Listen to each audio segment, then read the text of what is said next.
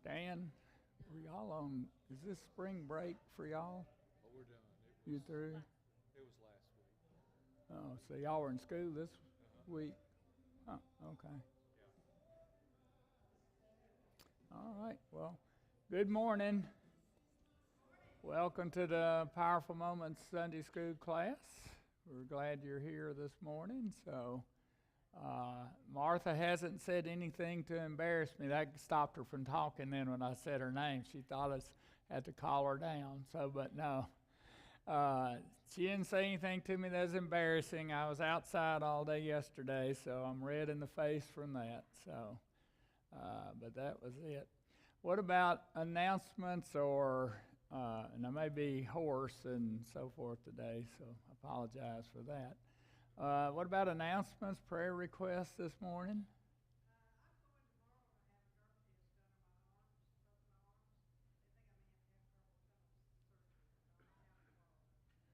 Okay, so Debbie's going tomorrow, if you didn't hear that, for testing for possible carpal tunnel on both her hands or wrist. Okay, so keep her in your prayers. What else this morning?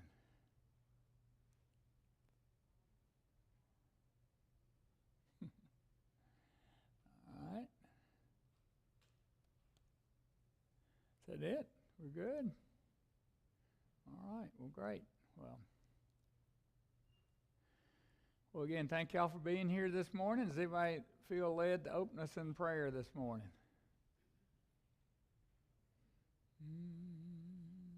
Ken, thank you. That's your cue.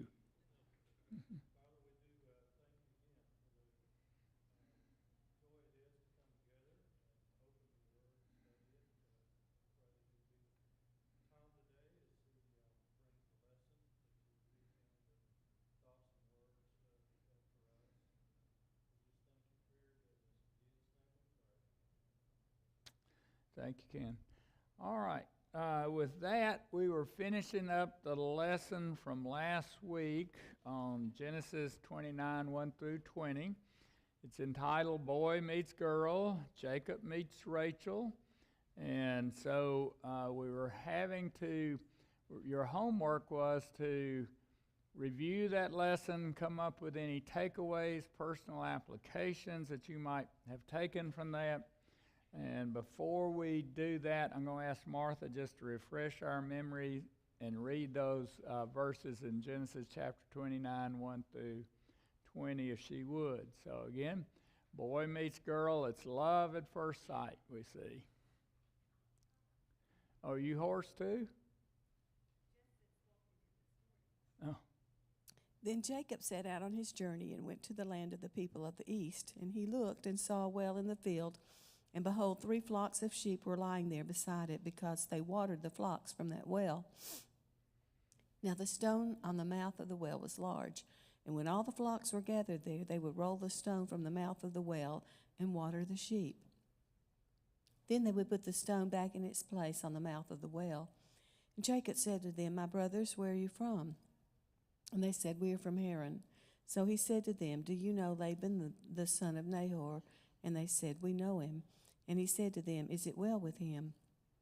And they said, It is well, and here is his daughter Rachel coming with the sheep. Then he said, Look, it is still high in the day. It is not time for the livestock to be gathered. Water the sheep and go pasture them. But they said, We cannot until all the flocks are gathered, and they roll the stone from the mouth of the well.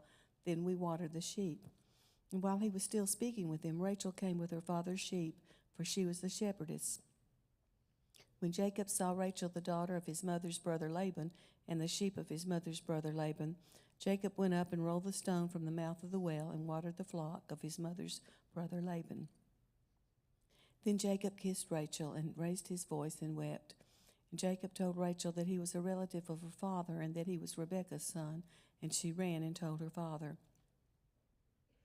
So when Laban heard the news about Jacob, his sister's son, he ran to meet him and embraced him and kissed him and brought him to his house. Then he told Laban all these things. And Laban said to him, You certainly are my bone and my flesh. And he stayed with him a month. Then Laban said to Jacob, Because you are my relative, should you therefore serve me for nothing, tell me what shall your wages be. Now Laban had 2 daughters. The name of the older was Leah, and the name of the younger was Rachel. And Leah's eyes were weak, but Rachel was beautiful in figure and in appearance. Now Jacob loved Rachel, so he said, I will serve you 7 years for your younger daughter Rachel. And Laban said, it is better that I give her to you than to give her to another man. Stay with me. So Jacob served 7 years for Rachel, and they seemed to him like only a few days because of his love for her. All right, thank you, Martha. So, with that, any thoughts this week, any thoughts this morning on takeaways or applications from the lesson Boy Meets Girl? Get everything in writing. Get everything in writing. Good one, yeah. We did talk about negotiations some, or we will talk about negotiations some. I didn't include that one, get everything in writing, but that's a good one. Yeah.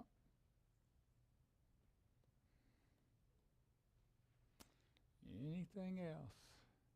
Oh, very quiet this morning. What's that, Jill? God keeps his promises, yeah. Well, here's a few that I had as you think about it. Parents and grandparents must be very careful in our conversations and comments about our children and grandchildren not to make comparisons. So we see a comparison mentioned in these verses between Rachel and Leah. And it's been said that don't treat every child equally, but treat every child, grandchild, fairly. So every child, every grandchild are not the same, but they need to be treated fairly, not necessarily equally. So as parents and grandparents, we need to be looking for ways to build up our children and grandchildren. And as Ephesians chapter 6, verse 4 says, that we're not to provoke our children to anger, but bring them up in the discipline and instruction of the Lord. And then the last one I had is kind of similar to Martha's and get everything in writing, but blood and business often makes bad bedfellows.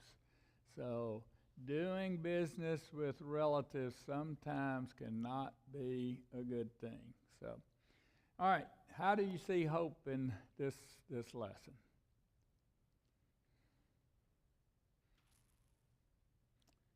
All right, quiet. Y'all gonna have to get a lot more responsive here as we go forward. But so, yes, Becky, thank you.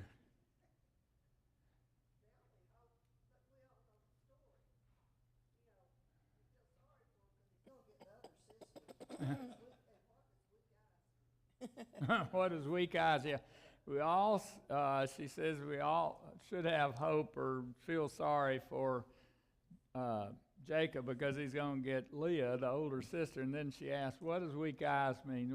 We said last week we thought it was kind of. We would say today she has a good personality. So, meaning that she's not a looker. So that's the best thing that they could come up to say about her, I guess. So, yeah, it does take a while to get there. Yeah, as we'll see, it takes a long while to get there. So how do you see hope in today's lesson? If you remember, Jacob comes up to the well. He's trying to get rid of the shepherds, and we see no other account of Jacob having the strength, the physical strength, to remove this large rock, because it sounds like it took multiple shepherds to remove this rock from the well to water the sheep. So I think we have hope because God specializes in rolling away stones, literally and figuratively. So Jacob, in finding the supernatural strength, moved this stone away from the well.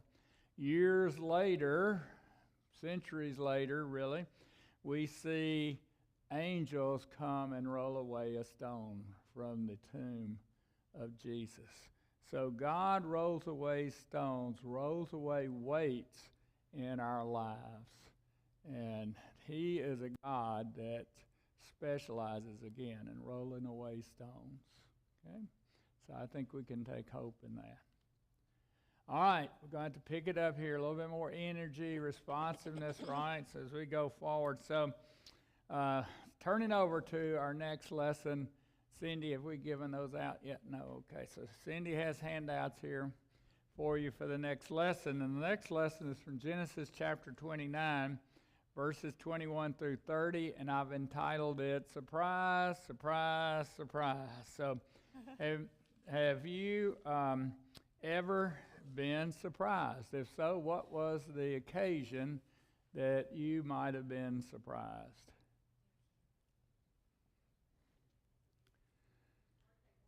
Birthday party. Jill was surprised. Well, how old were you, Jill? Your 50th birthday party. I think we went to that, matter of fact. So, yeah. So, yeah, birthday parties oftentimes are times for surprise parties. Yeah. Yes, Debbie.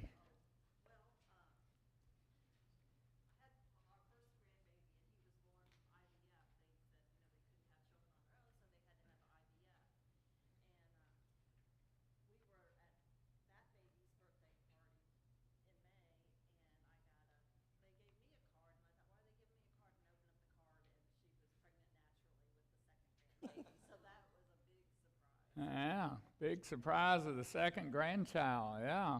So, Mark is saying, oh, do I remember that? Yeah. Yeah, that's a great surprise. What else?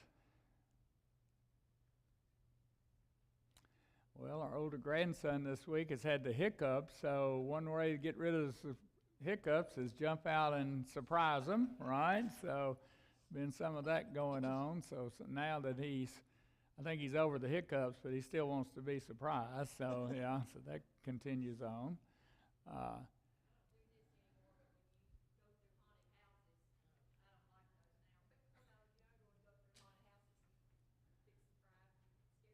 Yeah. Going through haunted houses, Jill says you might be surprised that some goblin might jump out at you and surprise you. Yeah, good.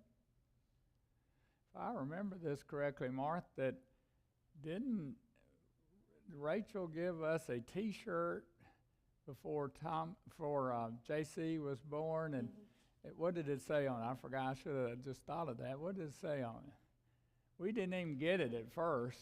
So I didn't get even what it was about. Something about grandma and granddad or something like that. Yeah, something about grandma and granddad and so forth. She gave us this T-shirt, and I thought, what is this all about? So that's her way of surprising us about the first grandchild was on the way. So, yeah. Surprise engagements, yeah. So, yeah, good one. Anybody else? All right, so this title, Surprise, Surprise, Surprise, you may or may not remember the fictional character Gomer Pyle. So Gomer was played by Jim Nabors, and he was introduced in the middle of the third season of the Andy Griffin Show, and Gomer was a naive and gentle auto mechanic. And after his first appearance on the show in the episode titled Man in a Hurry, this was in 1963, he became a regular character on the show for about 3 seasons, 1962 to 1964. And then after those seasons, his character was spun off into his own show, Gomer Pyle USMC. So during these the Andy Griffith series and the Gomer Pyle USMC series, he would come up with these simple kind of comic relief sayings, and he would be awestruck by things. And some of his sayings, he would say Shazam about things, if you remember that. And golly was one. Shame, shame, shame was another one. And then surprise, surprise, surprise. So That's the theme of our lesson today. So, Johnny, let's take a minute and watch Gomer Pyle. Surprise, surprise, surprise.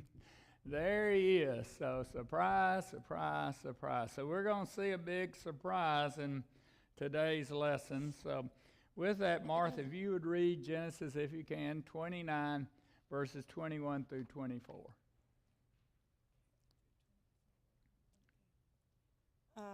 Okay. Then Jacob said to Laban, "Give me my wife, for my time is completed, that I may have relations with her." So Laban gathered all the people of the place and held a feast. Now in the evening he took his daughter Leah and brought her to him, and Jacob had relations with her. And Laban also gave his female slave Zilpah to his daughter Leah as a slave. All right, so in Genesis chapter 29, verse 21, Jacob makes a request to Laban. There's two parts to this request he makes to Laban. And what are the two parts to his request? Give me my wife. My time is completed. He's saying, I've worked the 7 years that I agreed to do for you as a dowry for Rachel. So go ahead and give me my wife. So, and then the second one is what? Second part to that.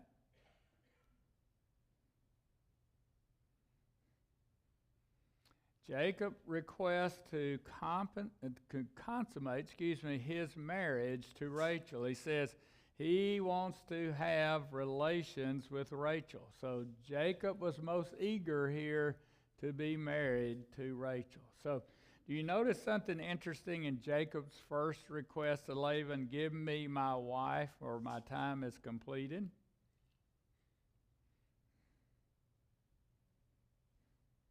Becky's saying no, nothing interesting. How does he refer to Rachel? Give me his wife, but my wife, but he doesn't refer to her by name, does he? If you remember back, Laban didn't refer to, when he asked to marry Rachel, Laban's response was, he referred to his daughter. He did not refer to Rachel specifically by name. So why do you think Jacob failed to mention Rachel by name? Because what, Nancy? Now, why do you think Jacob did fail to mention Rachel by name? Yeah, he assumed that the deal was done, that he knew the deal was for Rachel, and he did not need to mention her name specifically. So what's the problem sometimes with assumptions? Yeah, mistakes can occur. Assumptions can lead to miscalculations and less than optimum results, as it did here with Jacob, assuming Laban understood he was referring to Rachel. So what did Laban say in response to Jacob's request? Just like you, he didn't say anything, did he? Nothing is recorded that Laban said to Jacob's request about marrying his daughter, okay? So what does Laban do in response to Jacob's request?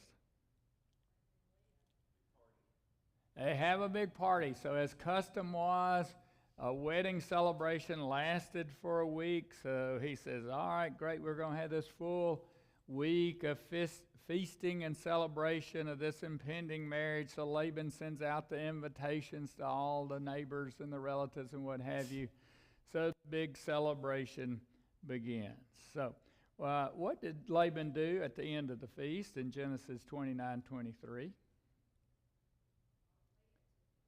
Yeah, it says, in the even Laban took his daughter Leah and brought her to him. So Laban took Leah to Jacob. So what does Genesis 29:23 tell us that Jacob did?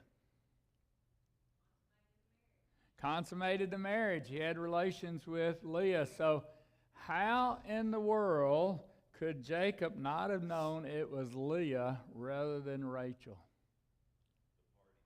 The party. Yeah, the party. So Jacob could have, I mean, this party, I assume, had a lot of drinking going on, which would have been the custom. So Laban could have been a little bit out of it due to the partying and so forth. What else?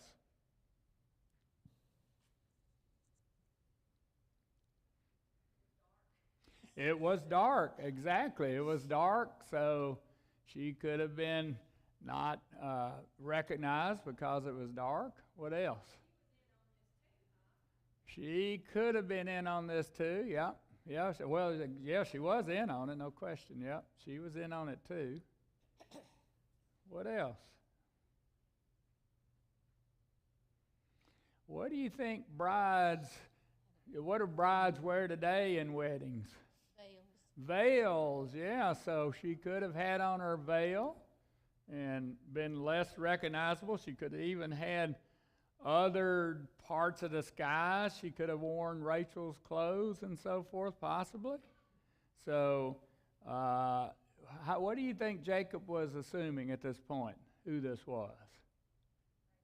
He was assuming it was Rachel, so his guard was down. He was not expecting this to be Leah at all, so he wasn't thinking about the old switcheroo that's happening here. So again, with Laban and Leah being in on this together, it appears, Leah could have mimicked some of Rachel's mannerisms. She could have spoken in a whisper. She could have used other parts of disguise and so forth so that Jacob could not identify her.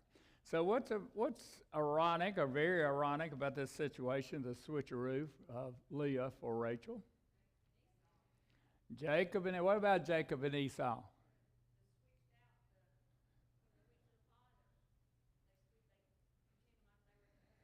Yeah, when they went to the father, they switched, and Jacob pretended that he was Esau, and what was part of all that pretense, all that, how did he do that?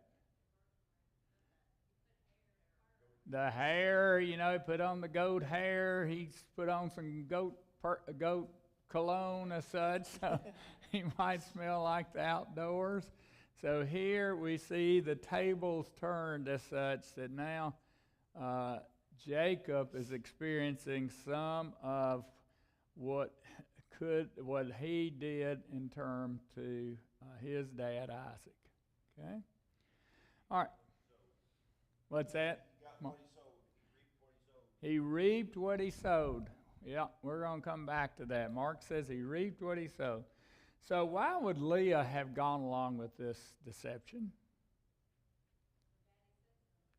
Daddy said so. That could be very well the reason that we don't know that if she went along willingly or unwillingly. We just know she went along. If she went along unwillingly, Daddy, again, kind of the ruler as such, forced this process for her to take the place of Rachel.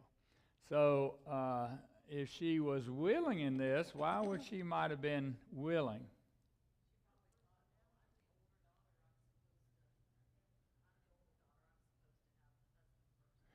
Yeah. Debbie says that her thought process could have been that she was the older daughter. She was supposed to be married first anyway. So what could have, and what did it sound like her marriage possibilities were? No, and weak. She had, her Mark says her marriage responsibilities were weak like her weak eyes. So, yeah, so. Yeah, she wanted a husband, she wanted a family, so she could have had a vested interest in this. Could she have thought about Rachel in this process? Could have been jealous. How could she have justified? Yes, Becky.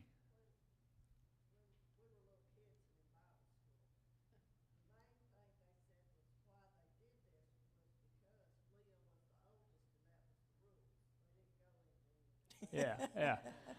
Becky, that's what Nancy said last week, is that it was the custom that the older would be married before the younger. Yeah, accepted it and went on. She could have secretly loved Loved him too. Oh, yeah, she could have secretly loved him. I love Jacob too. Leah could have. How could she have rationalized this in his mind, that this is okay that I'm doing this? It was a custom that this is the first, the older should be married first. Daddy told me to. Daddy told me to. But also she could have thought, well, he'll get Rachel next. Daddy told me that he was going to give Rachel to Jacob after this. So she could have thought that and said, well, I know it's all going, he's going to get what he wants, and I'm going to get what I want too, basically. So, all right. So, and reflecting back on Genesis 29:23, look, it says, Laban, took her. So Laban was very much engaged in this, and it could have been willingly took her, but it may have not been willingly too that he took her. So why would Rachel have gone along with this deception?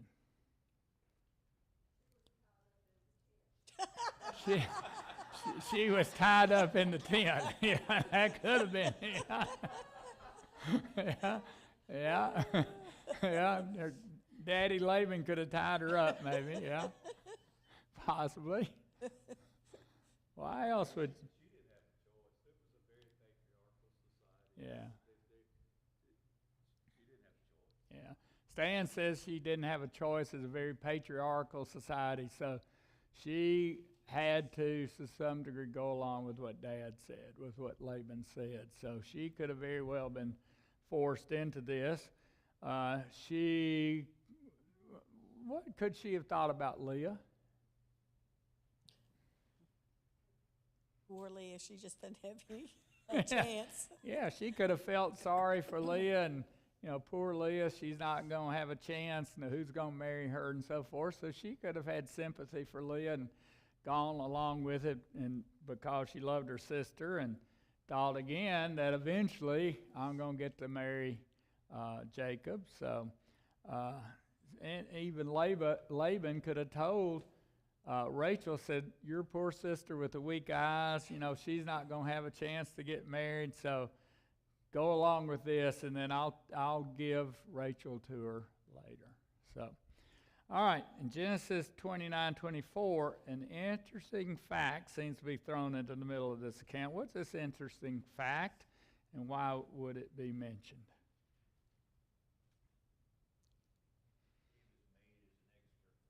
Yeah, they throw in not only Leah, but they throw in Zilpah with her. So she gets a servant to go along or Jacob gets a servant to go along with Leah. So why is this interesting? Why is this important? Why is this mentioned, I guess? She's going to have Jacob's children too. Yeah, Zilpah's mentioned because she will bear Jacob's son, that these sons will be part of the 12 sons of the 12 tribes of Israel. So also just from a practical standpoint, why would it be important for Zilpah to be part of this deal?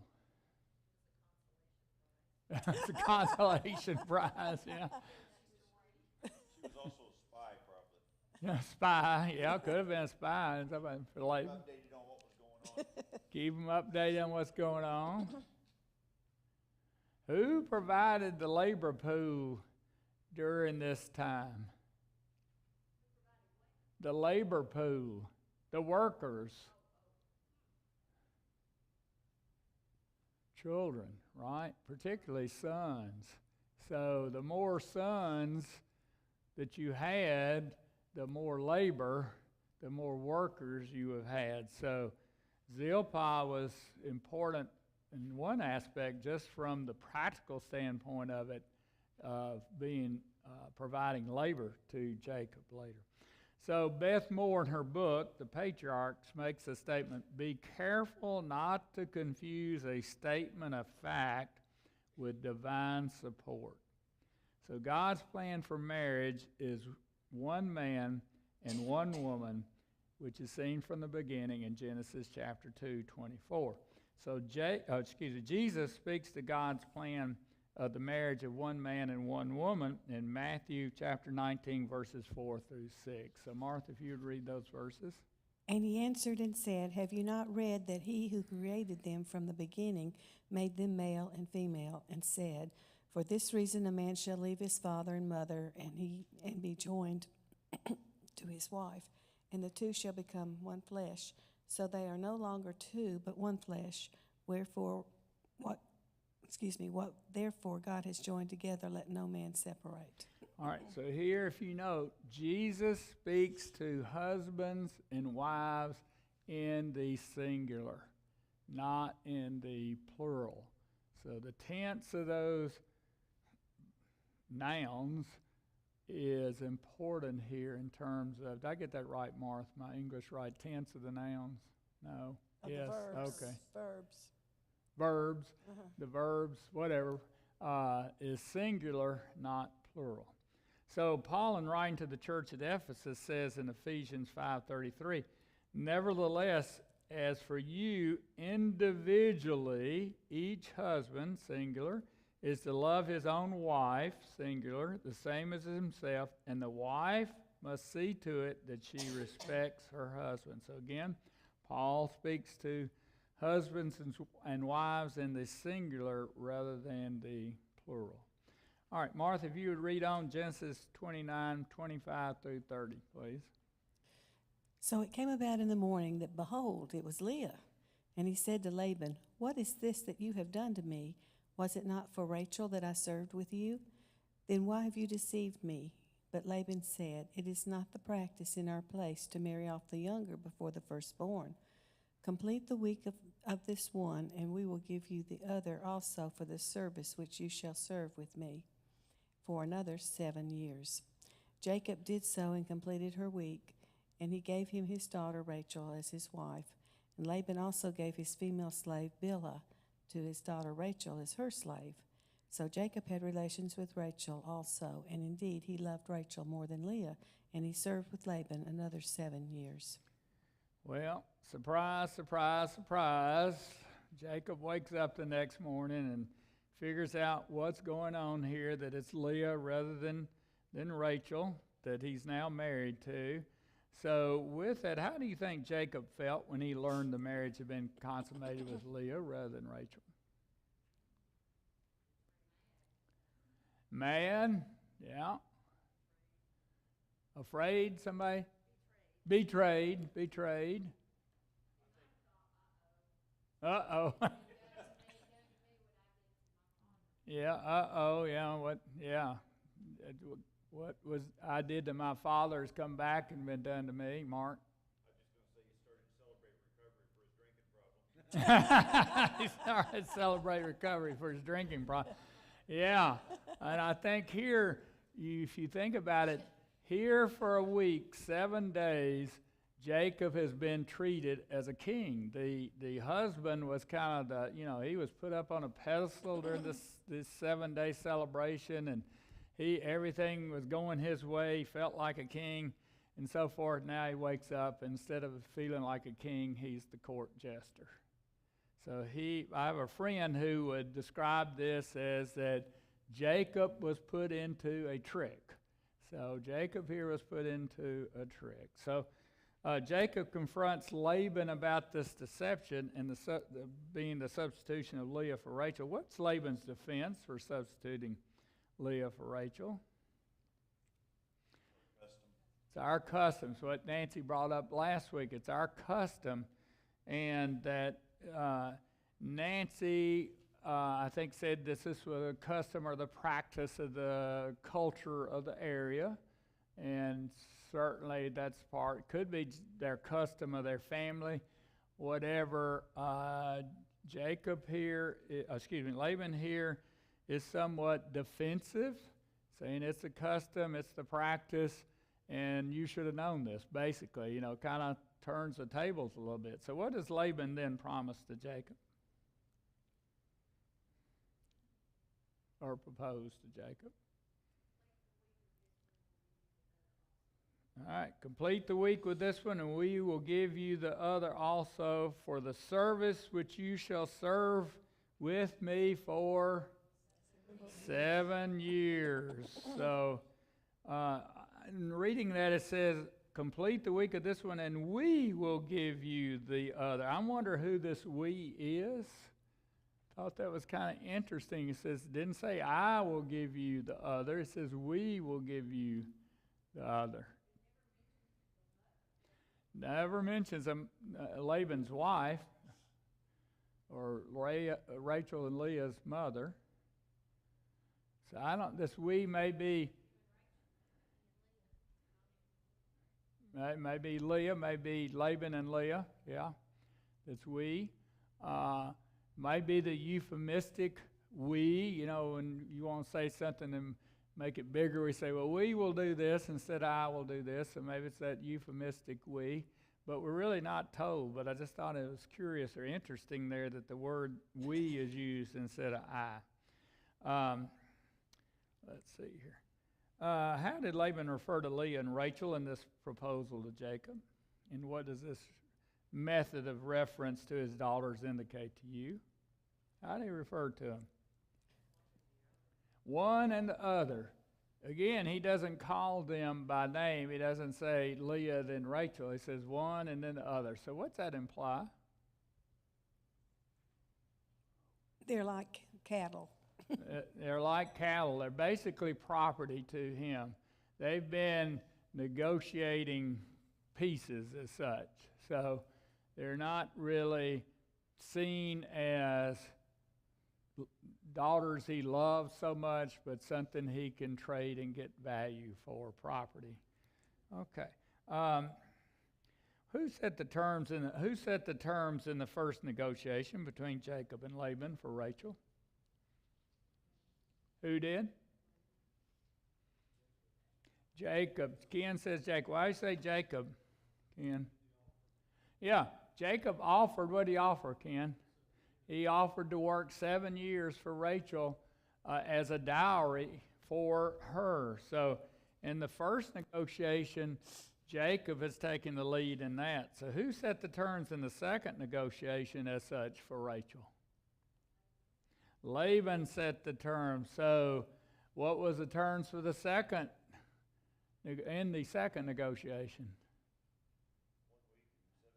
1 week and 7 years. So again, Laban basically used the same terms that Jacob had used initially, 7 years of work, another 7 years of work for Rachel. So what do you learn about negotiation from this interaction between Jacob and Laban?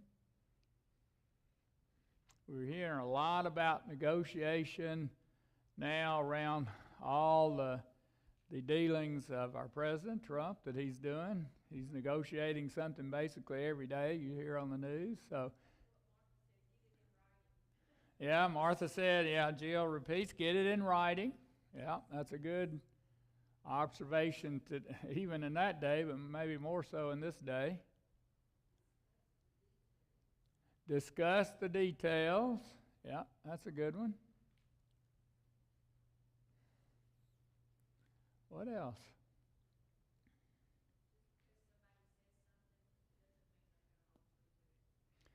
Just because somebody says something, Jill says, it doesn't mean they're going to follow through with it.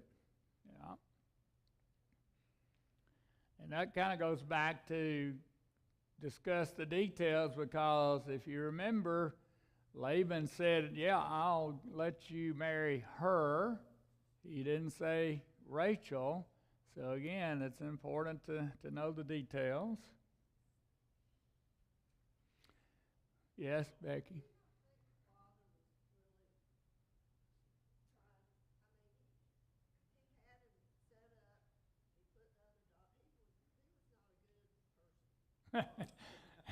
Yeah, Becky says Laban was not a good person. That's probably a good description of Laban. He was not a good person. So.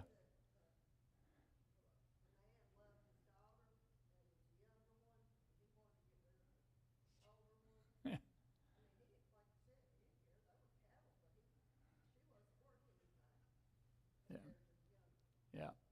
Yeah, Becky says that he's making a comparison here between the older and the younger, saying the younger is more valuable than the older. Again, it gets back to one of our takeaways of making comparisons among or between our children or grandchildren. Yeah, He was also a lot like his sister. Rebecca, yeah, Jacob, raised by her, That's true. and he's seeing the exact same thing, his mother, except for out of his uncle. yeah. So Mark's saying it kind of ran in the family, that Rebecca was also into deception, and now we see her brother Laban into deception as well. So maybe it was inherited. I don't know if that's the right word, inherited from their parents. Maybe they were the same way. So we don't know.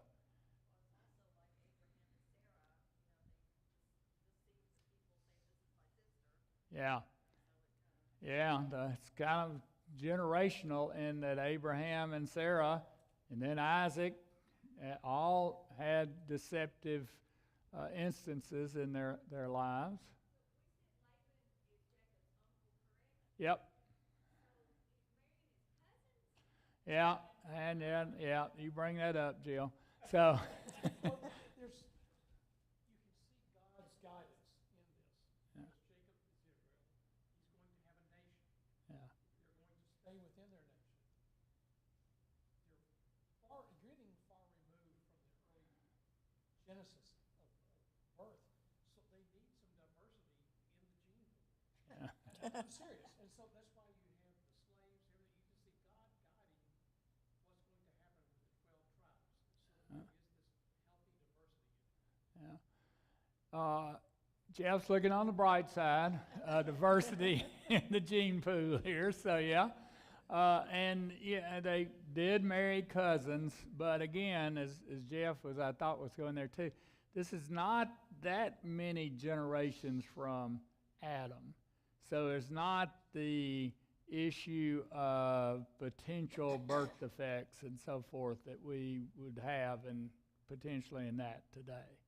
So yes, it is his cousin, but remember Jacob's mother sent him to marry his cousin. So she wanted to keep it in the family as such. Okay? When you buy a car, and they say the car is worth, to you, it's worth, let's say, $30,000. I only know you probably certainly couldn't get a new, maybe you can get some kind of new car for that. But let's say it's 30, and they asked 35 for it. So what's your position on that? What do you have to be willing to do? Haggle. Haggle, yeah. What's the first step in haggling? You got to be willing to walk away. Somebody, Alice said it, walk away. You got to be willing to walk away. Do you think Jacob was willing to walk away from this first deal to get Rachel? No, it was love at first sight. He showed no desire to walk away. He offered to work 7 years for Rachel. Laban would have probably taken a year. So, he was willing to go above and beyond to make sure he got Rachel. So the first rule in negotiation is you have to be willing to walk away. It's kind of like house hunters when they've got a price, 40,000, 100, 400,000, but you've got to pay 410 to get it, or 450. Yeah. Yeah. He wanted to be sure. Yeah, wanted to He be got sure. Yeah.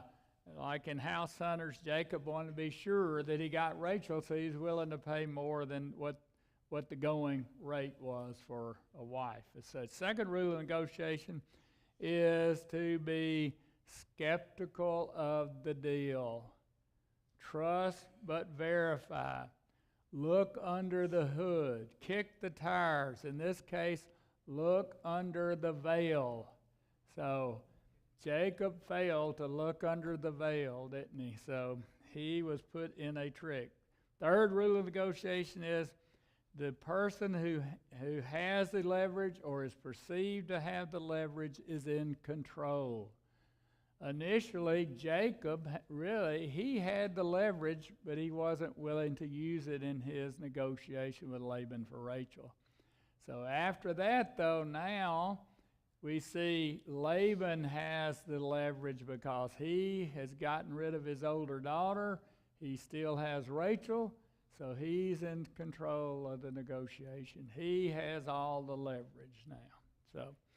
So who had the, oh, I just told you the answer to that. So, and the next question. So, what were the terms of the second proposal for Jacob to marry Rachel? Somebody said this earlier.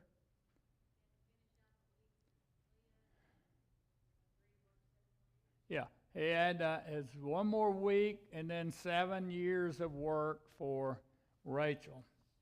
So how long did Jacob have to wait to marry Rachel?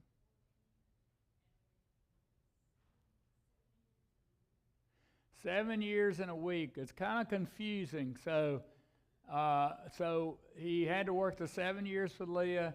Then they had another big marriage celebration for a week, and then he got to marry Rachel. So why would you think Laban would go along the second time with just letting them marry after another week?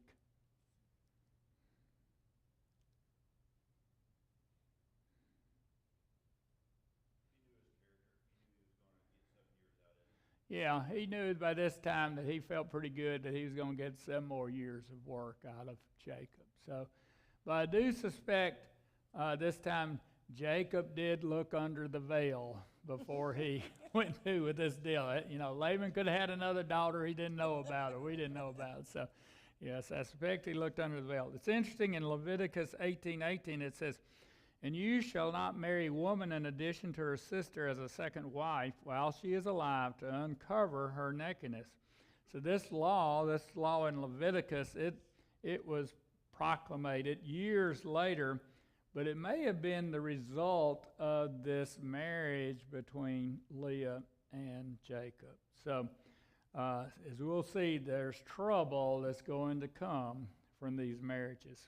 Philippians 1, 9 through 11. Martha, if you would read that, please. Says, "And this I pray, that your love may abound still more and more in real knowledge and in all discernment, so that you may approve the things that are excellent, in order to be sincere and blameless until the day of Christ, having been filled with the fruit of righteousness, which comes through Jesus Christ, to the glory and praise of God." all right, so recently, just 1 chapter ago, in chapter 28 of Genesis, Jacob had this 7 years, but it's 1 chapter. Jacob had this amazing dream of God standing at the head of this ladder. Angels are going up and down this ladder. It seems at this point of this dream is where Jacob had placed his faith in God. And in this dream, God had promised Jacob that he would be with him. So if God was with Jacob, if God was with Jacob because God is faithful to his promises, somebody mentioned that earlier, why would God allow Laban to take advantage of Jacob? Teach him a lesson. Somebody said the term earlier, same as teach him a lesson. What was it? Somebody say that. What was the nature of Jacob's family and Jacob himself? Deception. So you reap what you sow. So even though God promises that Jacob now has made a decision, he's put his faith in God, that it doesn't mean we won't have consequences from our actions. So here I think we see him reaping some of what he sowed. So how did Jacob react to Laban's proposal, working another 7 years?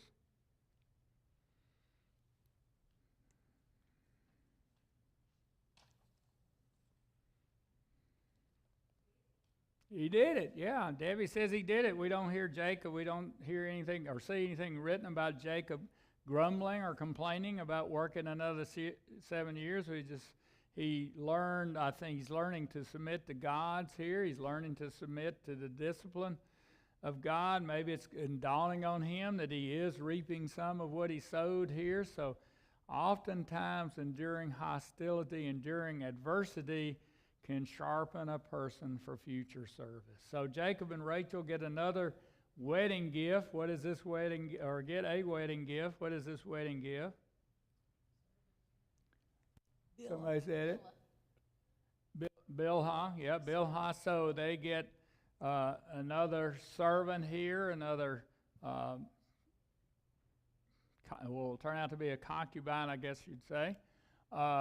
So, you know, it's said, if you read some of the Bible commentaries and so forth, says that really Laban was kind of stingy, because in marriage, typically, you got more than one servant. So here Laban just gives one servant, and more than likely it was a female servant, but that probably makes it even more stingy, because if he'd given a male servant, he would have had more workforce with it. So I guess in a way, though, maybe he says that Bilhah and Zilpah are going to provide the workforce later on. So we see trouble brewing here in Genesis 29 through 30. What's the sign of trouble? He loved Rachel more than Leah. So in the musical, The Music Man, it says there's trouble right here in River City, right? So we're going to see trouble right here in River City. And the lyrics go on to say, now, friends, let me tell you what I mean. You got 1, 2, 3, 4, 5, 6 pockets in the table. Pockets that mark the difference between a gentleman and a bum, with a capital P, and that rhymes with P, and that stands for pool. So just like in The Music Man, not with a pool hall, but with the saying there that Jacob loved Rachel more than Leah, we're going to see trouble is looming in the future. So, and it's not caused by poo. Favoritism is always a source of trouble. So Jacob had seen favoritism in his own family, where his father, Isaac, loved Esau more than he loved Jacob, or showed favoritism toward Esau more than Jacob. And his mother, Rebekah, showed favoritism toward him over his brother Esau. So Laban thinks he's got the best of Jacob here in this deal, but we'll see how that works out as we move on through Genesis. Proverbs 21:30 says, there's no wisdom, no understanding, and no plan against the Lord. So the Lord's plans will ultimately rule. Romans 8:28 puts it this way, and we know that God causes all things to work together for good for those who love God and those who are called according to his purpose. And then Jacob's son Joseph, years later, would say, you meant evil against me, but God meant it for good. Genesis chapter 50, verse 20.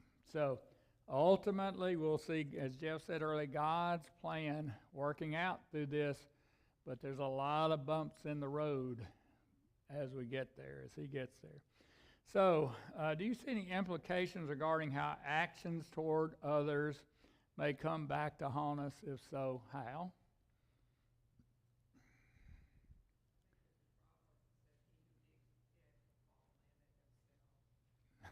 Say that again, Nancy. I think it's in Proverbs. It said, he who digs a pit will fall in it himself. Yeah.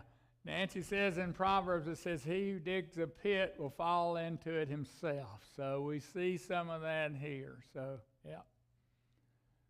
Good. What else? That's another way to say he reaps what he sows, basically. What else? Jacob had come to believe in God, but believing in God does not exempt him or exempt us from the consequences of sinful actions. We still will suffer consequences if we commit sinful actions. What does favoritism almost always result in? Jealousy. Jealousy. What'd you say, Karen? Jealousy. Trouble. Right, trouble. And then it's been said, a deep deceitful person is susceptible to deceit. Jacob was a deceitful person himself at this point in time. And it kind of bears that statement out that he was susceptible to Laban's deceit. So what are the takeaways or personal applications from today's lesson?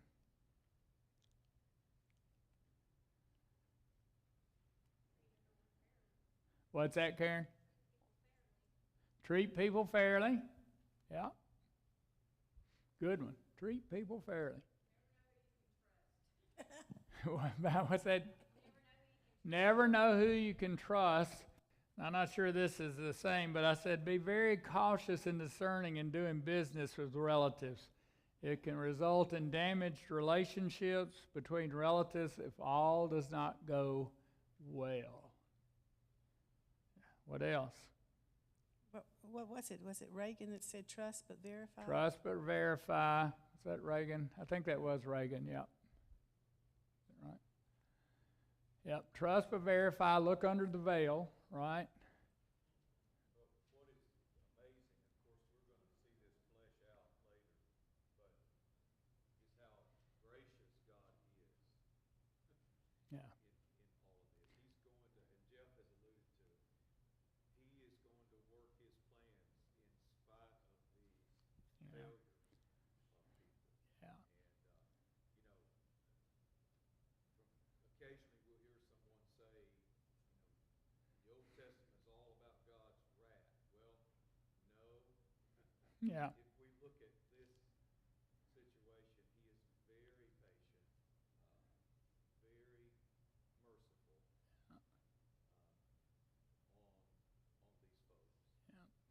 Stan says we'll see as this all plays out in the later chapters as we get into Genesis how we'll see God's grace and mercy through all of this, how God's plan ultimately works out regardless of the bad decisions by his people. Martha, read Philippians 1, 9 through 11 one more time. These verses is how we should enter into a negotiation. So if you're about to enter into a negotiation, a deal on something, here's your guidelines of how to do it.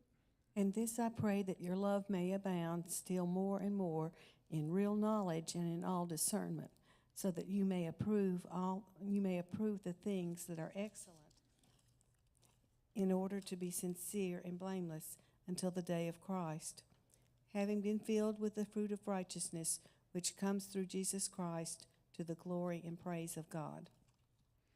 All right, thank you, Martha. So, how do you see hope in today's lesson?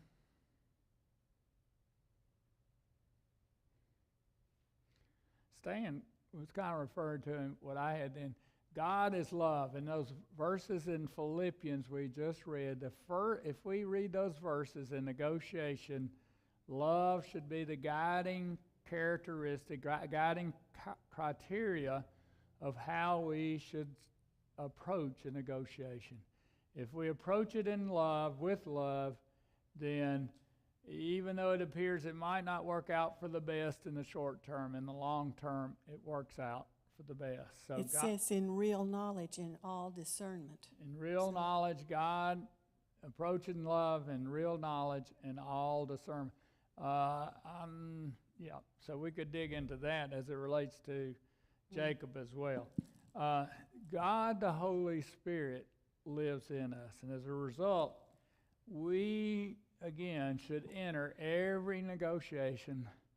Remember, the first fruit of the Spirit is love.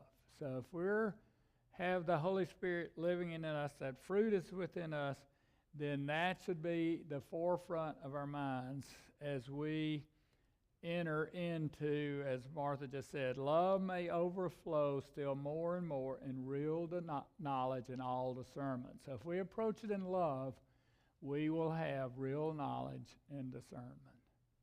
Yes, Becky. Uh-oh.